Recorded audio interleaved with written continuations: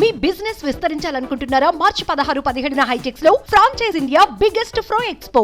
కర్ణాటక రాజధాని బెంగళూరులోని రామేశ్వరం కేఫ్లో చోటు చేసుకున్న బాంబు ఘటనలో ఇంకా విచారణ జరుగుతుంది.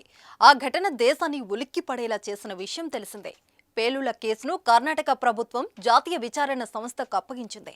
అయితే బాంబు పెట్టిన వ్యక్తి ఎవరో కనుక్కునే పనిలో పోలీస్ బృందాలు విచారణ సంస్థలు నిమగ్నమయ్యాయి.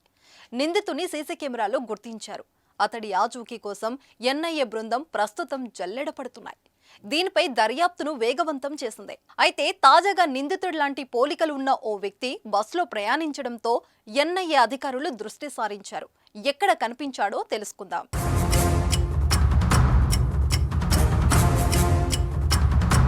క్యాప్, మాస్కు లేకుండా బీఎంటీసీ బస్సులో కనిపించిన అనుమానితుడి ఫోటోతో పాటు ఊహా చిత్రం ఆధారంగా బృందాలుగా విడిపోయి బెంగళూరును జల్లెడపడుతున్నాయి. అయితే తాజాగా ఈ పేలుడు కేసులో పురోగతి సాధించారు ఎన్ఐఏ అధికారులు. తుమకూరు బస్టాండ్లో అనుమానితుని కదలికలను ఎన్ఐఏ అధికారులు గుర్తించారు. అలాగే తుమకూరులోని పలు ప్రాంతాల్లో ఏర్పాటు చేసిన సీసీటీవీ ఫుటేజీని సైతం అధికారులు స్వాధీనం చేసుకున్నారు. అనుమానితుడు పేలుడు తర్వాత బెంగళూరు నుంచి తుమకూరు వెళ్లి అక్కడి నుంచి బళ్ళారికి పయనమైనట్లు తెలుస్తుంది.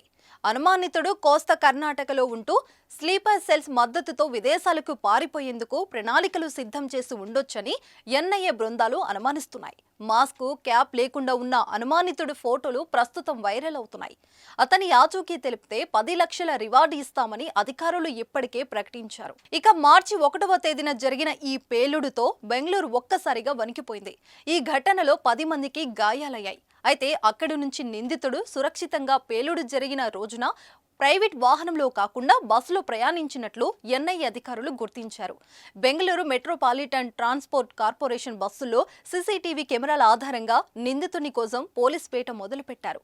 500F మార్గంలో నడిచే బీఎంటీసీ వోల్మా బస్సులో ప్రయాణించిన నిందితుడి తాజా ఫుటేజీ బయటపడింది.